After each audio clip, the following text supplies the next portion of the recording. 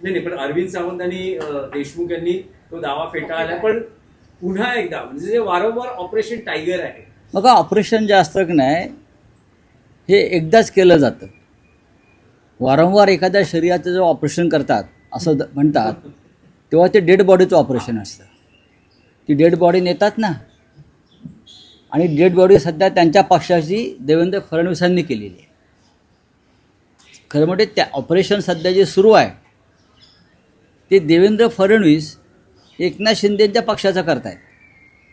शिवसेनेचे खासदार 9 खासदार हे एकजुटीनं एकत्रित आहेत.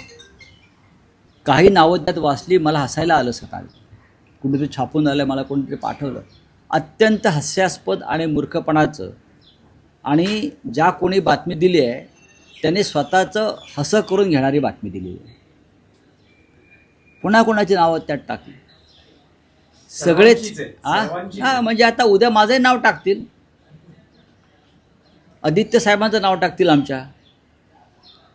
काही नाही, सध्या अशा बातम्या ज्या पेरल्या जात आहेत वातावरण गरम करण्यासाठी किंवा काहीतरी घडामोडी आम्ही करतो ते दाखवण्यासाठी, ही पत्रकारिता पूर्णपणे चुकीची आहे. लोकसभेतले 9 खासदार हे घट्ट आहेत. काही अडचणी आहेत, काही अडचणी आहेत. त्या अडचणी काय आहेत तर विरोधी पक्षाच्या खासदारांना महाराष्ट्रामध्ये अजिबात विकासाचा निधी दिला जात नाही. हा एक राजकीय आणि सामाजिक अपराध आहे. तुम्ही सत्ताधारी पक्षाच्या खासदारांना कोटी कोटीचा निधी देता, पण लाखो लोकांनी निवडून दिलेल्या इतर खासदारांना निधीपासून वंचित ठेवता. तुमच्या बापाच्या खिशातले पैसे आहेत का? देवेंद्र फडणवीस ह्यांना जर राजकारणामध्ये मोठी झेप घ्यायची असेल, देवेंद्र फडणवीस ह्यांना जर राजकारणामध्ये राष्ट्रीय स्तरावर मोठी झेप घ्यायची असेल तर त्यांनी ही संकुचित वृत्ती सोडली पाहिजे. आणि मी सगळ्यांचा आहे,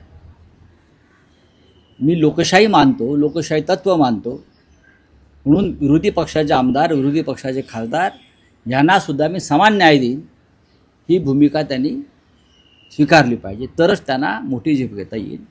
नाहीतर त्यांचं जे अस्तित्व राजकीय आहे, जोपर्यंत केंद्रामध्ये मोदी आहेत तोपर्यंतच महाराष्ट्रात राहील.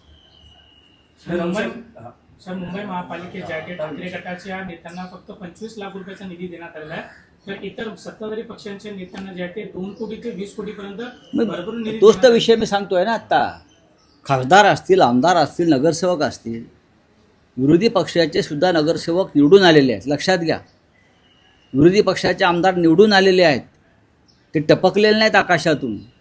खासदार निवडून आलेले आहेत. आणि हा जनतेच्या तिजोरीतला पैसा, हा तुमच्या पिताश्रींच्या खिशातला पैसा नाही. मी वारंवार सांगतोय 25-25 लाखाची काय तुम्ही आम्हाला का बिदागी देताय का?